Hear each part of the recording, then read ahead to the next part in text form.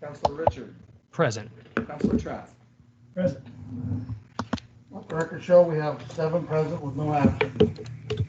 Consent agenda. Second. Motion and second, all in favor say aye. Aye. Opposed?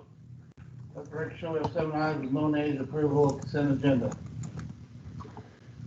Recognition of visitors and hearing of petitions. Do we have anybody who would like to come forth to be heard before council?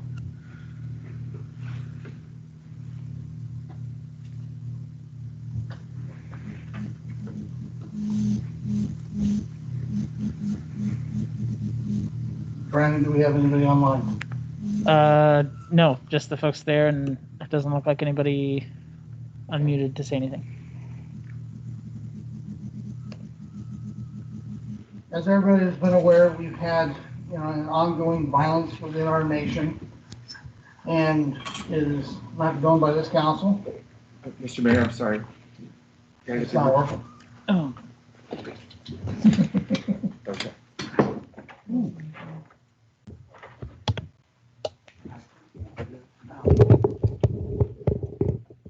Thank you.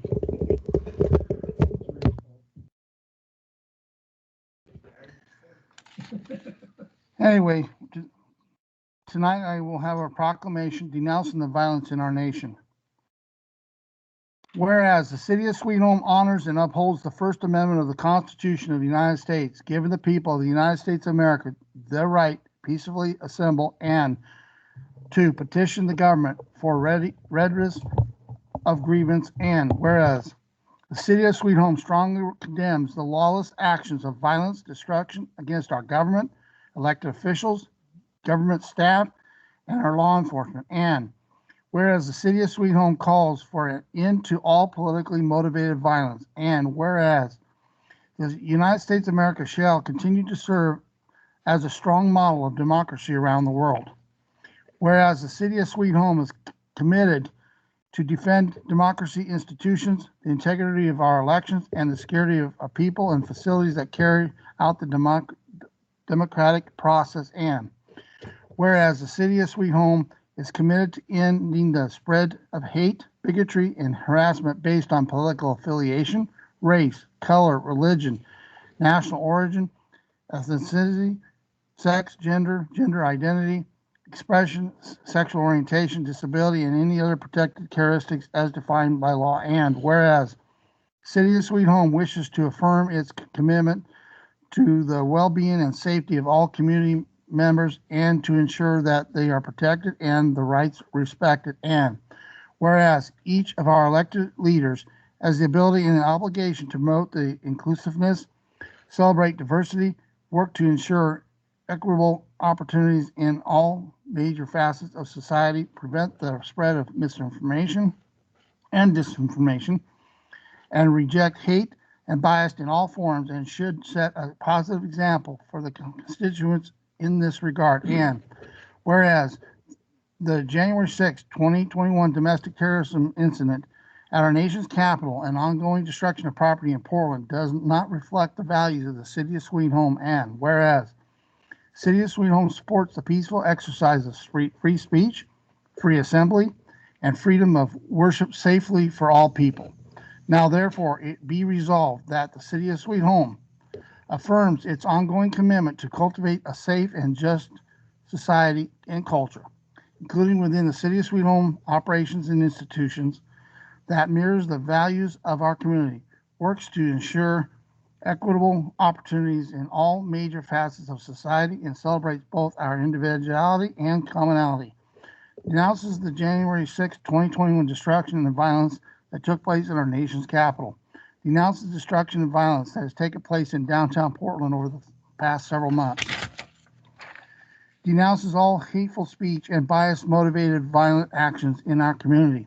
Denounces extremist conspiracy theories, disinformation, and disinformation that cultivates an alienated and mistrustful electoral, undermines democratic institutions and processes, and increases the likelihood of violence. Denounces attempt to exploit governmental procedure and basic government functions for personal political gain.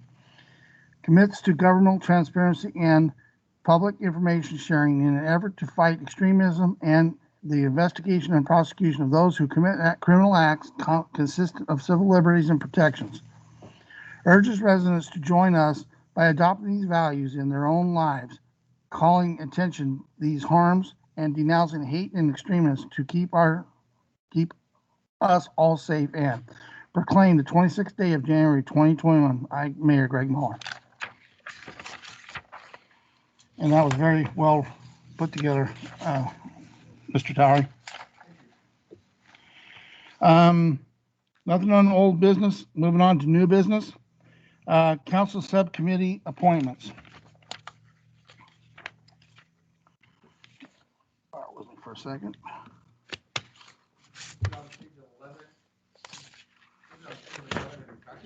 Yeah, got it. No, there we go.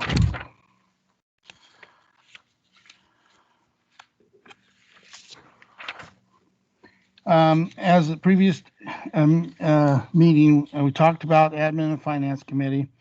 I have Councilor Gerson as the chair, Councilor Trask, and Councilor Coleman as on that committee. Charter Review Committee, I have Councilor Gerson and Councilor Trask on that because they were already on that, and we're in the middle of the Charter Committee as we speak. Park and Tree Committee, I have Councilor Trask. Youth Advisory Council, I have Councilor Gerson. Chamber of Commerce, I have Councilor Richards and Councilor Sanchez. Councilor Richards will be the first, and Councilor Sanchez, you'll back him up if he cannot make a Chamber of Commerce meeting. Council of Governments,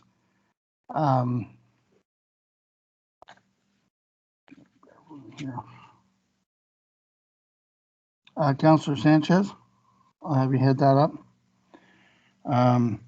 Area of Transportation, Councilor Sanchez, I have you head that up because for your background experience, I thought that was actually a committee I think you'd be very strong at. Okay. Solid Waste and Advisory Council.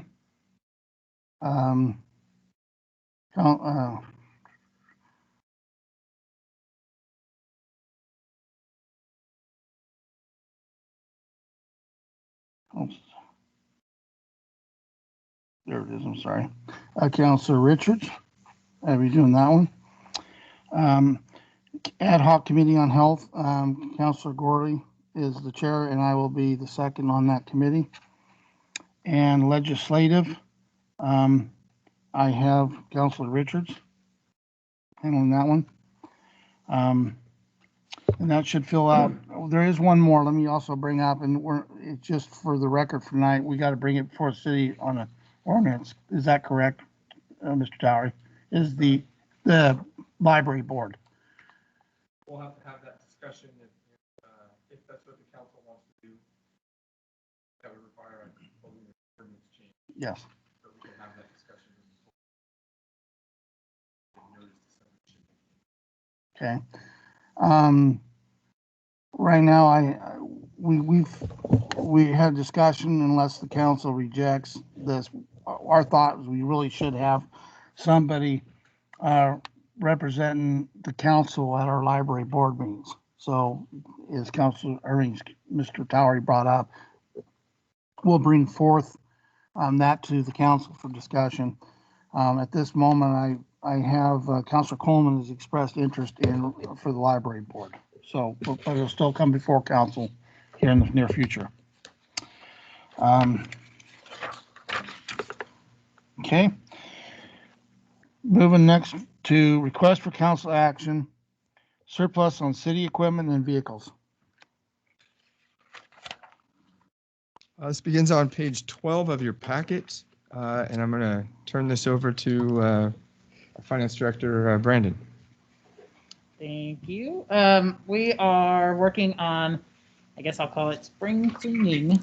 So we have a few items that are listed there in your packet, a few vehicles that we are hoping to put up to auction, and then as well as a few equipment items, all that are currently on our books and we've had for a very, very long time. and are no longer usable on the part of the city. So a couple that I do want to point out, there are 2 vehicles on here that instead of auctioning off as we normally would, 2 of those vehicles, the 1999 Ford F-250 and the 2002 Ford F-250, are going to Enterprise as part of our Enterprise contract in exchange for new vehicles.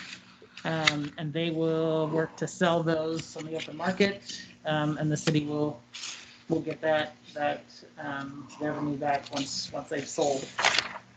And then lastly, at the bottom of the equipment list, you'll notice there are several items marked as disposal. Those are items that are no longer of use. They're either broken or, especially with the technology items, those have been given to our third party, Step Up IT, to properly remove the hard drives and destroy those so they're not able to restore any of our files, and then have gone away. So anyways, I can certainly answer any questions you may have about some of the items on the list, but we're hoping to do a sale, an auction here in the next few weeks to offload these items with your approval. Any questions of council?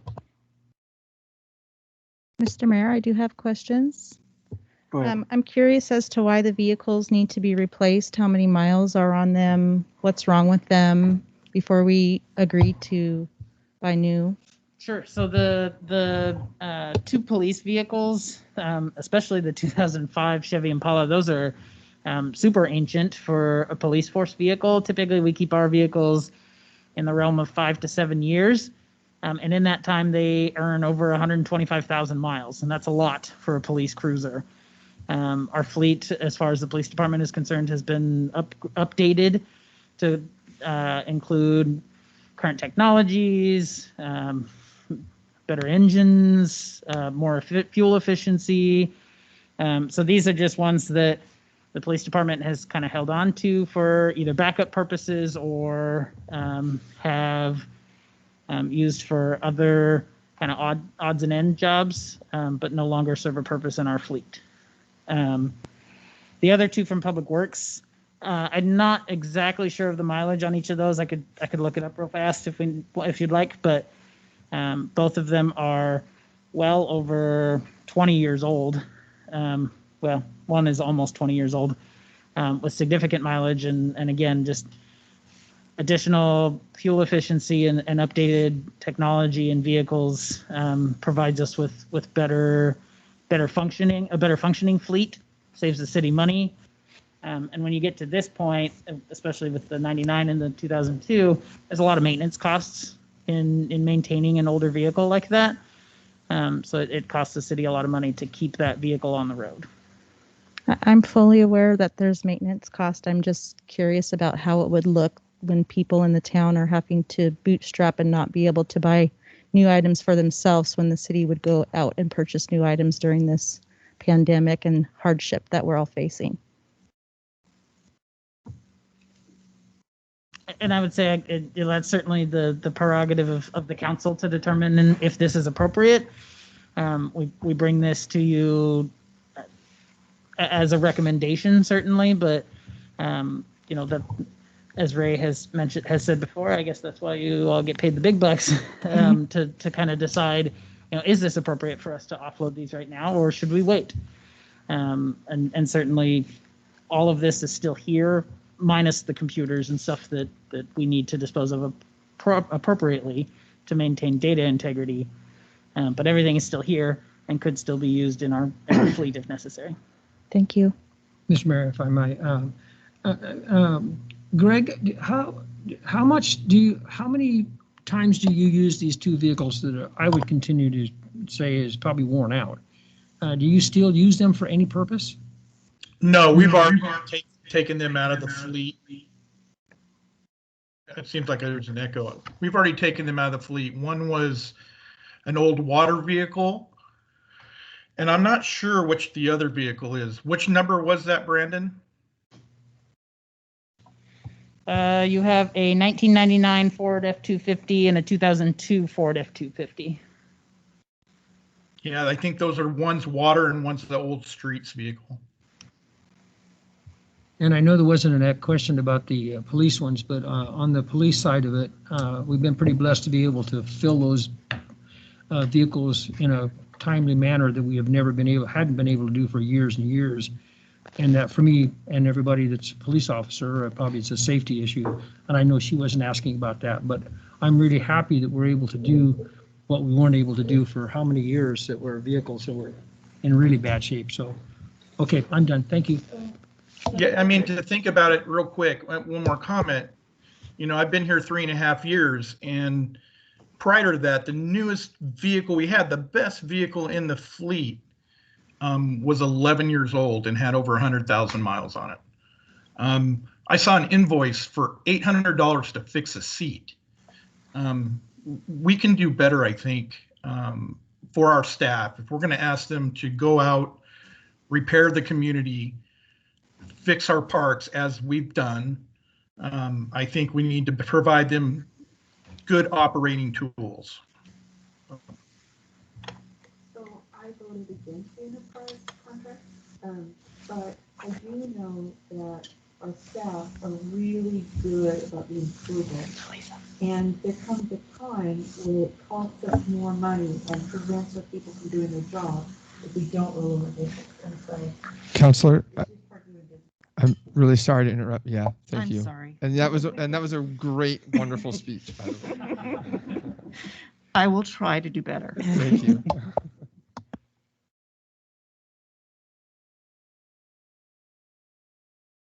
Yes, Mr. Mayor. Are we purchasing vehicles at this moment or just surplusing unused vehicles? As far as the 2 police vehicles are concerned, we are not replacing those 2 specifically. They're, like I said, they're vehicles that we kind of had on hand, but we're not planning on replacing them. The 2 public works vehicles are being replaced per our enterprise contract. In fact, I believe both vehicles are already here. It was part of the budget process. It was part of our capital plan for the year. So if we decide not to offload these vehicles, it certainly won't. There's no penalty to us for not doing so, but there just isn't a current use for those vehicles in the fleet. And a follow-up question, is the money for those vehicles in the budget for this year? Yes, the 2 that came from enterprise already is in the budget.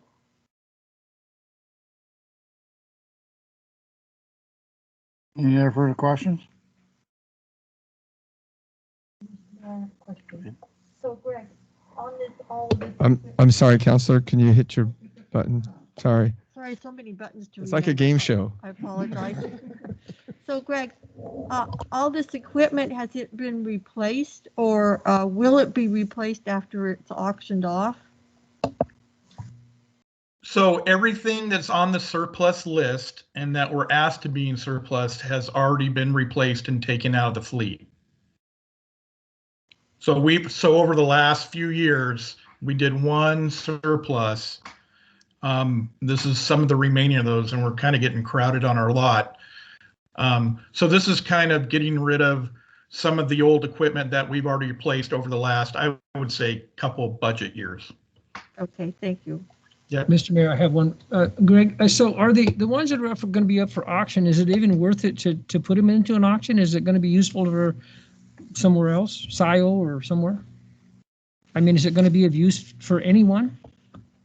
Well, you know, I guess I don't understand exactly what your question is, but it's not good for us. So what is the best avenue without turning the city or in the public works yard into a used car lot, right? Put them in the paper doing that thing. So we have different avenues that we can use. Enterprise is one of them, where they can, for exchange, take a vehicle and process it out.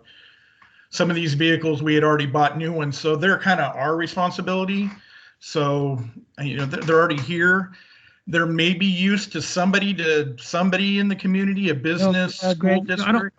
Greg, I don't mean to interrupt, but I'm talking about the equipment stuff that's down here for the auction, the hose monster, the hydrant. Is that worth us to auction those off? I would say, yeah, best price. Let's get rid of it. They're Okay. not usable All right. at all.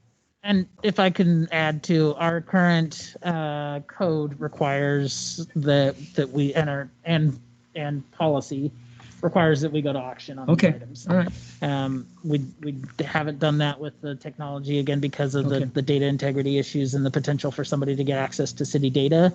But otherwise, yes, our code and our Okay. policy requires auctioning items that are fixed assets. That's all.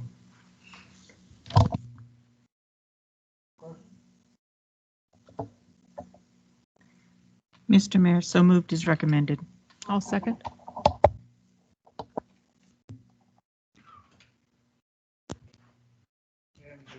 I'll second it. And that the resolution, Somebody seconded it. and that the resolutions become effective immediately upon passage. I have a motion and a second. All in favor, say aye. Aye. Opposed? Let the record show you have 7 ayes with no nays to move forward with the surplus. Next is, and I got a question for you, Mr. Towery. Is this actually going back into a public hearing? No, we held the public hearing at the last Okay. meeting, so this is just the first reading in its entirety. I was just clarifying because the Yeah. way it was worded, I just want to make sure they're not going back into Right. okay. Yeah. So we had a public hearing in our last meeting. We didn't have the full information for the council for review, so we postponed it. No, it's now coming back before council. So at this time, I'm going to open it up for any questions regarding this public hearing, zone map amendment application, ZMA 20-04. So, Mr. Mayor, I have a question.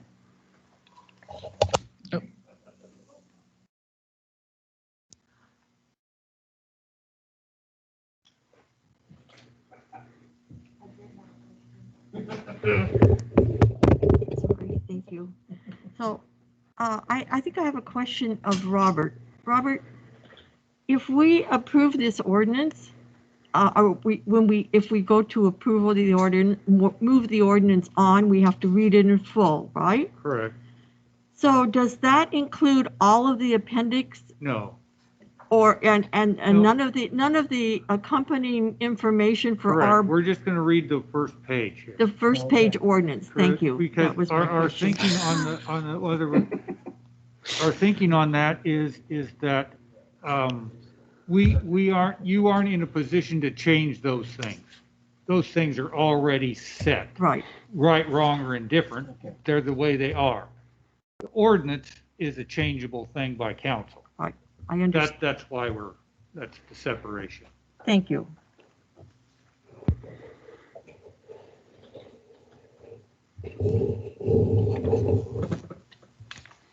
Any other questions? I need a council directive that would like to move this forward. Mr. Mayor, so moved as recommended. Second. I have a motion and a second. All in favor, say aye.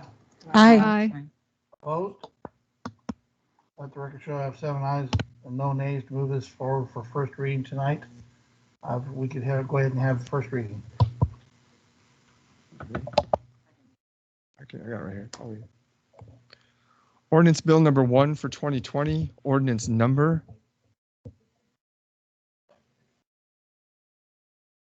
It should. Thank you. An ordinance amending the official zoning map, whereas the applicant, Good Faith Management, submitted zone change application ZMA 20-04 and requested a zone change map for an area consisting of 1.96 acres located at map 31BD, tax lot 401, Sweet Home, Oregon 97386. The Sweet Home zoning map is proposed to change from the commercial highway, parentheses C-2, close parentheses zone, to the residential high density, parentheses R-2, parentheses closed zone. The proposed zone change would bring the zoning designation into conformity with the property's existing comprehensive plan map designation. The subject properties are identified on the Lynn County Assessor's Map as 13S01E31BD, tax lot 00401, And whereas the Planning Commission of the City of Sweet Home held a public hearing on December 7th, 2020, with due notice of such public hearing having been given and provided an opportunity for public comments and testimony. The Planning Commission deliberated at their December 7th, 2020 meeting and recommended that the City Council approve this application. And whereas the City Council held a public hearing on this matter on January 12th, 2021, with due notice of such public hearing having been given and provided an opportunity for public comments and testimony, the City Council approved this application by motion at their January 12th, 2021 meeting. And whereas the proposed R2 zoning is needed to facilitate development of the subject property. Now, therefore, the City of Sweet Home does ordain as follows. Section 1. The City of Sweet Home adopts the findings of fact in support of zone change application ZMA 20-04 included as Exhibit A. Section 2. The City of Sweet Home amends the official zoning map identified in Sweet Home Municipal Code 17.20.020 as the city zoning map, including all subsequent amendments for an area consisting of 1.96 acres located at map 31BD, tax lot 401, Sweet Home, Oregon 97386, and identified on Lynn County Assessor's map as 13S01E31BD, tax lot 00401. The official zoning map shall be amended from the commercial highway (C-2) closed zone to the residential high density (R-2) closed zone for the subject property as shown on Exhibit B, passed by the council and approved by the mayor this day of 2021, signed by the mayor, attest city manager, ex officio city recorder. Any questions, councilors?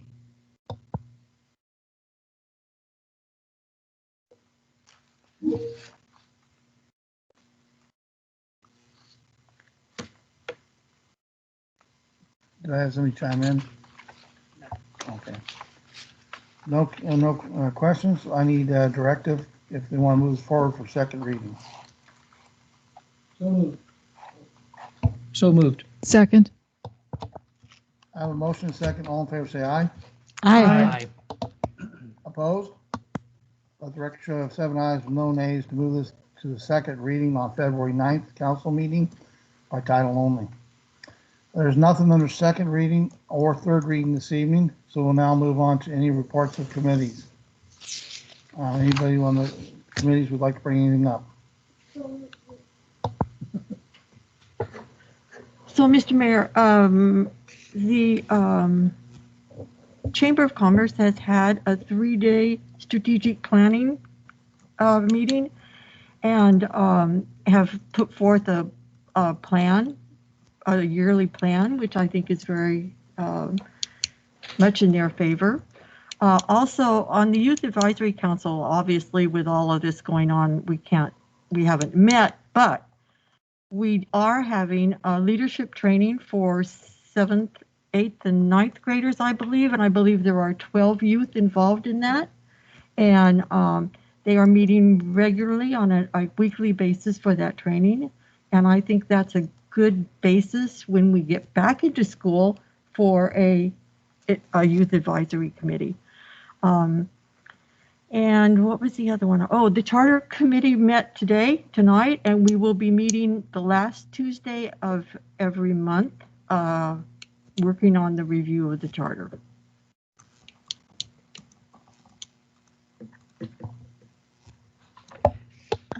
Dr. Horton is here, and it was part of our packet, I believe, and I didn't go back to that, about the homeless committee and the discussion with the community health committee. Is it time to do that? Okay. Mr. Horton, would you like to come forth and for your presentation? I will need a name and address just for the record, sir. Larry Horton, 771 50th Avenue, Sweet Home, Oregon, 97386. Want me to do it again? No, it was on. It was on? Green ring, yep. Very good. The health committee decided that we needed to have a subcommittee for the homeless situation here in the community. And so there was a subcommittee formed consisting of about eight individuals that they actually met 4 days in a row 2 weeks ago and started working on some plans for the future of our homeless people here in the community. That particular program was being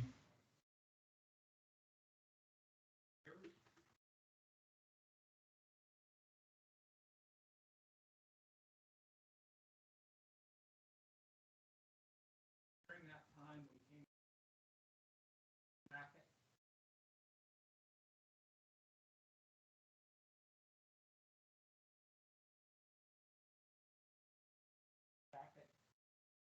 during the 4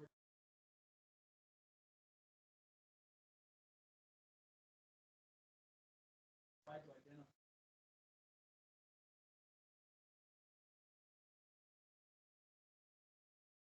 the areas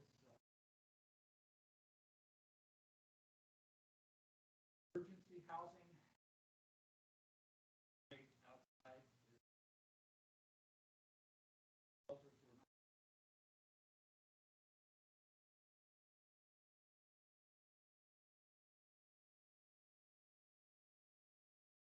right now.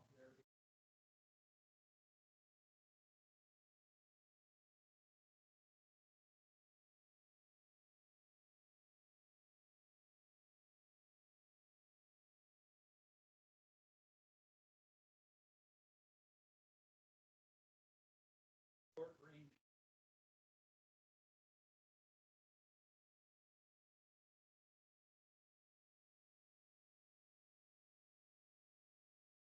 step after established act that we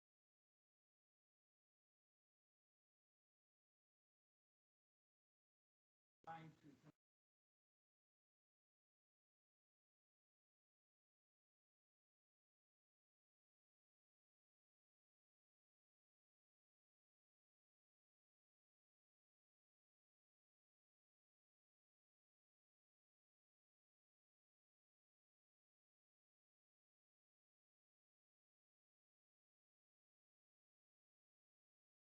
a lot of them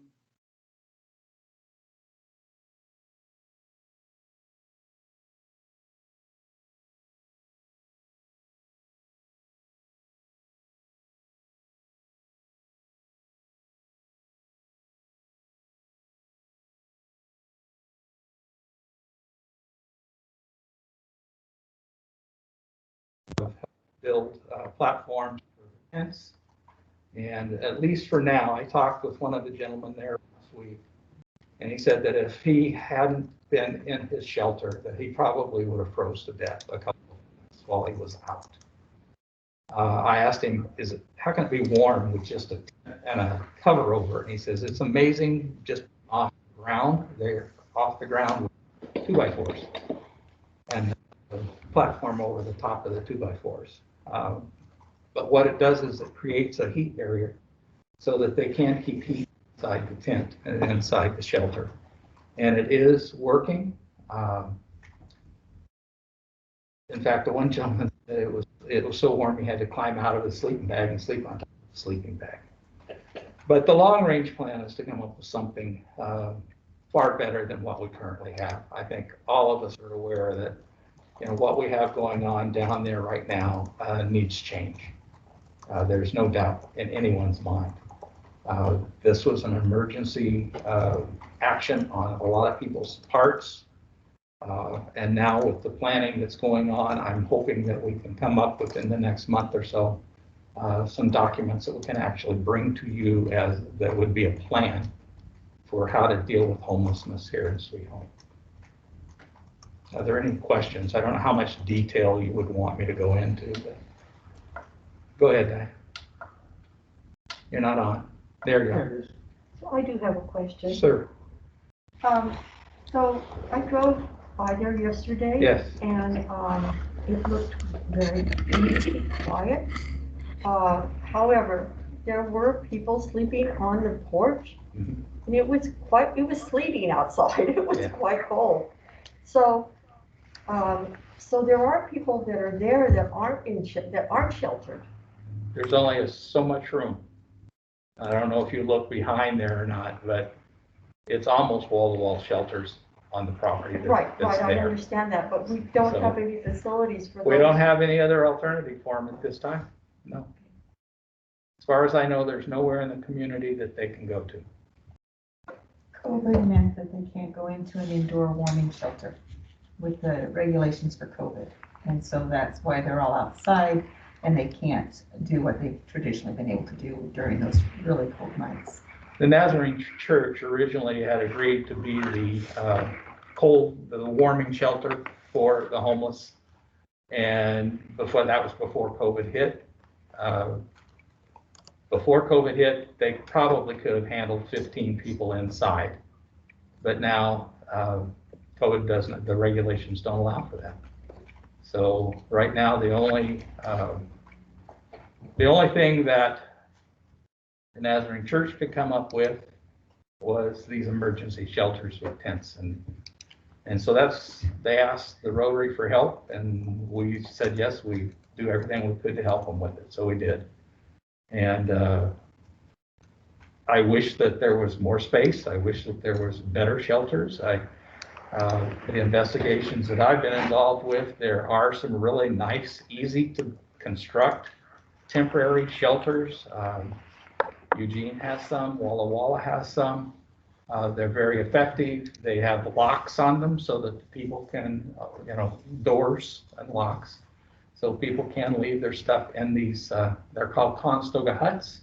And they literally look like a 8x12 Conestoga wagon. And there's a bed inside of them, and there's room for people to put their stuff inside of them. And if they need to go to a counseling program somewhere, they can lock their stuff, they can lock their door, and the stuff is safe inside. They don't have to worry about somebody stealing it. So I don't know what to tell you. My sister was homeless for a lot of years and ended up dying in a truck that I donated to her. And I guess that's how I'm passionate about this and got involved with it. I don't want to see anyone else die. And I realize that this is an inconvenience, and it's not a pretty sight for our community to have people drive by there. But right now, people are being saved, literally. Their lives are being saved with what's going on there. Are there problems? Yeah, I know. I know the police has problems with things going on down there. I know the neighbors have problems with things going on down there. Those issues are being addressed. There's new fencing going up tomorrow that will be lockable, so that people going in and out of there will actually have to be responsible. They'll have to be, if they aren't someone living there, they won't be allowed in. So there are some changes that are occurring as we speak, that I know that with some effort on all of our parts, we can make it better. So that's kind of where we are at this point. Hopefully a month from now, if you want us back, if you want the health committee to send the homeless committee back for a report, I'd be happy to come back and report the progress that we've made up to that point.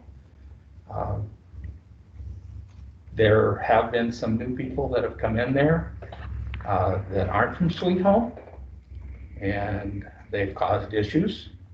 And it's my understanding that they have now been asked to leave. And as I spoke right before coming to the meeting with the minister at the church, she said that they are leaving. So I'm hoping that that will make some of the things better for Chief Lynn. I don't know what else to tell you.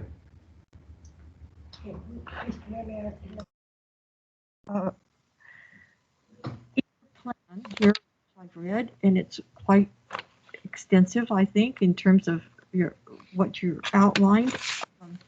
You talk about the services, and I think having them all in one place is It's a real benefit. Right. Right. the last month, and I believe Sean helped with that. John Morgan. Right. The police department's done a lot because they are concentrated in one area. My question is, what if, and I know there's a lot of what ifs, okay? Like a what if it to death, and I understand that, but there are people in that situation who want to be there, who Correct. do not want services. Correct. So is there a plan to assist in some way? I realize it's all voluntary It is. and it is free country. You can decide to do what you wish. But I'm just wondering if there is some counseling or whatever set up to help these people understand that they need help and we have the ability to help them. You can lead a horse to water, but Yeah. you cannot make them drink. I understand. I believe that there are counselors, correct me if I'm wrong, Jeff, there's counselors working down in the, I'm gonna call it the camp, because I'm not for sure what else to call it. There are counselors that are going in there regularly already. Okay. Are they working with every one of those people that are there? Probably not. Probably not. Will this be a permanent situation? No. So they can't stay there forever. Right. Right now, I think the Nazarene Church is looking at March 31st as being, end of the winter. Go back to whatever you were doing before it got cold. And I guess basically, if I'm not incorrect, that a lot of them will be sleeping in doorways. Some of them will be sleeping in parks. They're allowed by law to sleep on any public property they want. And we can't kick them off unless we have another place for them to go. If we have a designated area for the homeless, then we can require them, instead of sleeping in a doorway or instead of sleeping at the park, we can say, well, in Sweet Home, we have this designated area for the homeless, and you must go there. You cannot sleep on the sidewalk. So there's some incentive there for the community to kind of help get behind the project, I would think, because I hate to see people sleeping in the doorways. And there are still some already still doing that. I wish there was a way that we could force them to do the counseling that they need to, but some of these people have been homeless for 20 years. Right. Are we going to allow them to stay at the camp for another 20 years? No. And when we come up with this more of a transitional housing location, wherever that is, it's going to have to be somewhere here in Sweet Home, close to services, because that's what the law requires. We're looking for a place now, so if any of you have any ideas on potential locations for such a facility, I would love to hear it. There aren't very many that would meet the requirements. Just not that many spots available where you could have that type of a facility. Thank you. You're welcome, Diane. Any other questions? Thank you for doing this. Well, I appreciate the council. I appreciate the health committee for taking this on. It is something that I'm passionate about, but a lot of people aren't passionate about it. All they want to do is get them out of town, get them out of the doorways, get them out of my sight. That's what a lot of people want. That's not what they all need. Well, They need help. Mr. Horton, I don't think there's anybody in this room that doesn't have compassion for the homeless. You've addressed some of my concerns, and I'll reiterate what some of my concerns were. One was there's somebody qualified to handle the homeless situation, not just somebody saying I'm running it. Because they don't know how to run it, then they're just spinning the wheels. Exactly. Okay. The next problem that you've somewhat addressed, but I still think there's going to be a problem with this, and I'll explain. Is you're literally putting up a big billboard saying, "Come to Sweet Home. We'll take care of any homeless in the state of Oregon." And when you do that, then it just expands and grows, and we got problems. I'm all for taking care of the homeless within our own community, our own citizen homeless population. That's one concern, but one concern I have is when it's time March 31st comes around, these guys do have rights. And I'm gonna say, good luck trying to evict them, because I think you're gonna have a problem getting them to leave, because They're not gonna, there's, I think legally, and I'm not an legal officer by any means, but they are on private property right now, and I think if the private property says you must leave, they have to leave because it's private property. I don't know the law, but maybe Robert can, or Jeff can tell you, but there is rights of going through possibly eviction notices and some of the other things that they have the rights to, which it won't necessarily be say goodbye tomorrow. Well, and I'm wondering if, because warming shelters do exist in the wintertime, and that maybe they fall underneath the different criteria because of that. So, I would hope so, I would think so, but I don't know. yeah, that's true. You know, I have done a lot of work with the missions in Eugene, and I've brought this up many a times. I've actually been impressed with those missions in Eugene. I don't know if you've seen or been involved. Visit them. Yeah, they do a very good job. In fact, I've brought it up to the city manager, and I think even the chief is, you know, you stand outside there and you don't even know it's a homeless shelter. You stand outside, it's clean, it's well professionally maintained.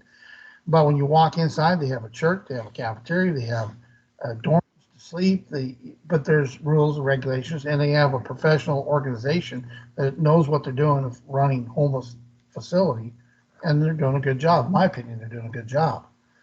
I agree with you, Greg. The hard part would be to find a location in Sweet Home that could house 20 to 30 people. Then you have to have a full-time staff that would be manning that, and who's going to pay for that? I don't know. I agree with you. I'd love to have a facility like that in town.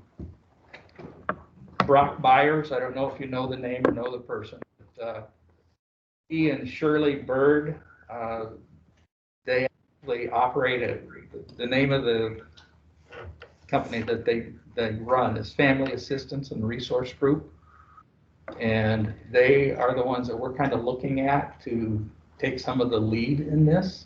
They know homeless, they do outreach with the homeless, they work with the homeless on a daily basis. They are willing to help us try and get something set up. And so I know that they will be very much involved as we write the plans and try and come up with a way of dealing with the homeless here in Sweet Home. So it will be somebody that knows what they're doing. It's not me who, all I have is my own personal experience with homeless. So no, I don't know how to run a homeless camp. I wouldn't want to try. Well, we appreciate, you know, your efforts. We do. Like I said, I appreciate you and the health committee for taking this on and saying, let's do something about it. We've all been talking about it for a long time, Greg. You know that, and I know that. And it's time that we come up with some answers. Well, I think finding a location, and we've had discussions internally within Haddock and within the community so far. Full of location, but the key word is the funding and the staffing. That's where the problem lies. Staffing, I think we can handle Family Assistance and Resource Group. They say they can. They have grant money right now to go ahead and start working. I can't. They have the money. They have already got the grant money to do it. So I don't think the staffing is going to be as much of an issue as the facilities or the area, the land. So if any of you, if you know some spots that we should be looking at, please send me the information and we'll go start looking. Maybe we can talk a little later. I brought up a couple of locations, but they may not necessarily be in favor of a favorable location within the community too. So that's not. Well, that's something that we want. We don't want to upset the people in the community, especially putting a camp of that type in a residential area or near residents. That's not what we want to do. And I think we need to come up with an area that is close to town, is not going to upset a tremendous number of people that are living around it, and an area that's close. It has to be close enough to services, grocery stores, places where they can go and get things. I mean, I think the law says that you can't put them 10 miles out of town. It has to be close enough to services that they can access services. So that's the hard part, finding someplace close enough to services yet isn't in somebody's backyard. Well, some of our concern and our challenges is the fact that, you know, one of our priorities in this community is downtown. Yeah. Downtown corridor, but Yep. also economic development, and that, Exactly. you know, we need to address so that it doesn't affect those in some way too. So. Anyway, thank you, Mr. Horton. Well, I appreciate thank your you time and for efforts. listening to me. If there's any questions, concerns, I think all of you know how to get a hold of me. Thank you. Mr. Mayor, I do have one question. It's going to be directed toward Robert. Robert, do we have any authority to have the people moved out of the Nazarene Church? Or it's private property, I get that. But is there some, I don't even know what the word to use, but I mean, do we have any authority to have them move them out of there? I think what you'll come up with, basically what they talked about before, is that when the time comes, you'll have to be dealing with issues of landlord-tenant, but which may come up, may not. But there's also on the books, state statute about camps and how you can, and the notices that you have to give before you go in and remove the person's possessions in themselves. That's the issue that you're.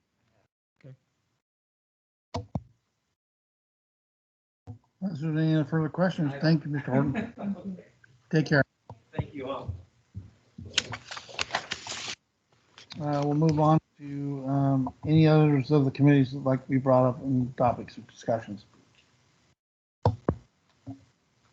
Mr. Mayor, real quick, if we could poll the Admin Finance Committee members on a date and time for Admin Finance Committee meeting so we can appoint some people for some vacancies, please. Okay. Councilor Gerson?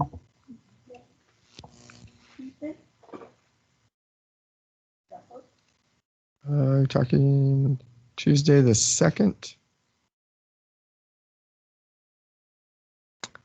Yes, between the three of you, is there a time?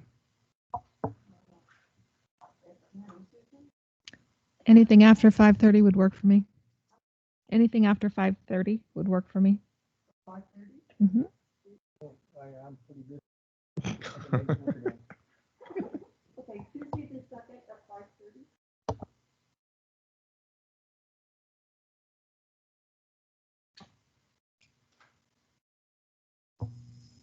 Anything else? Okay. Thank you. Moving on to mayor's report, nothing really to report other than two things. One, a reminder on February 5th is our work session here at the council chambers, Friday, Saturday, and Sunday. Any questions, get a hold of either myself or Mr. Towery. Also, just a real quick, Councilor Trask and I had the opportunity to go down and meet with the owner of the apartment complex that's going up. Excuse me. Very impressed with what they're doing there. They're doing a really great job, and it's going to be a huge lift for the community. And it was kind of interesting to find that not all of them, but they've almost got them all rented. So it's kind of interesting when you talk about our housing shortage and where we stand, and it's almost rented already. So that's kind of unique. So anyway, I just want to share that. City manager's report. First and foremost, Rose's retirement a little over a week ago was well attended. I want to thank everybody who was able to make it. I especially want to thank our public works staff and the Sweet Home Fire District, excuse me. They helped make it very special. We had kind of a mini parade. We had the fire rig come through, and then all the members of the Public Works Department gave a rose to Rose as a farewell. It was very nice, so thank you to everybody. Working with the mayor and President Pro Tem, we've kind of ironed out a semi-solid agenda for the council training, not a retreat. So I want to just double check here how early we could start on Friday, February 5th. Would everybody be available, say, as early as 3 o'clock? Would that be okay with everybody? Oh, no, no, no. PM. Yeah. Yeah. Would 3 p.m. work okay for everybody? If we need to start that early, I'll try to make it. And then what's the latest that we want to stay? Because we will go all day on Saturday. I'm thinking 5:30 would be great. Okay, so we'll try and do From 3 to. 3 to 5:30. What do you think? Let's make a vote on that. I know it's not gonna. So I think I'm it's, okay with I whatever. think if I've got it started at 3 right now, it's over, I think at 6 or 6:30. Any objections? Anybody at that time? I'll do my best to make that work. So 3 p.m. on the 5th, okay? And then Saturday, we have a reservation at the MBVA building in Lebanon. So I was hoping to start at 8:30 on Saturday and take that into past dinner time. So again, to 6:30, 7 o'clock probably. What was the start time again? 8:30? 8:30. Yeah.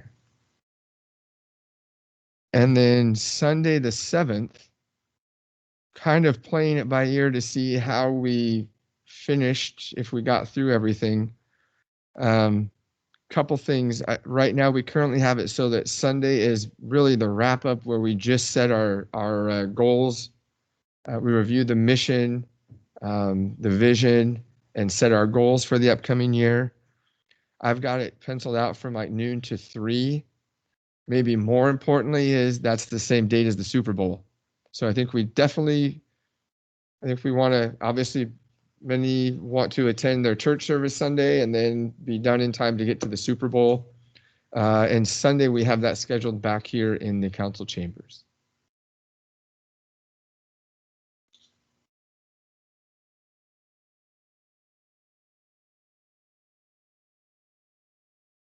Anybody have any?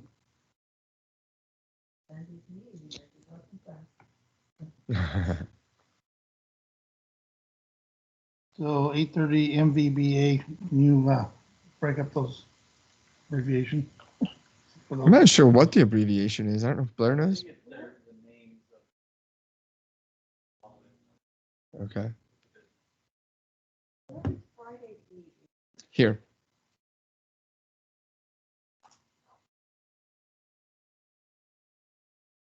Do you have an address at the MVBA? Actually, I would just had it up here. Let me see. Somebody does not know where that's at. Yeah, you'll all get an agenda, a packet. We'll hopefully put together a binder for you as well. 550 South Main Street in Lebanon. What's it called? M as in Mary, B as in boy, V as in Victor, A as in Adam. Building. On South Main. Yeah. Yeah.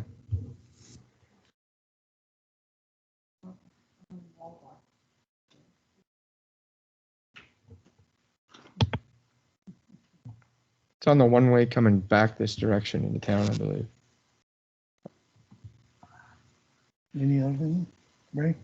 I'm sorry? Anything else? Nope, that's it. Okay. Department directors reports. Anything of the department directors?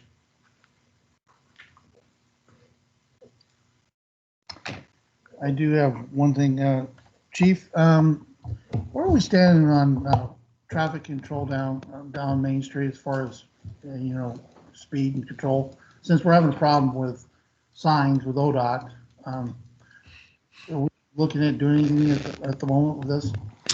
From our staffing level, what we're trying to do is when we have 2 officers on, when we have that extra officer on, we're assigning them to traffic patrol in the downtown area.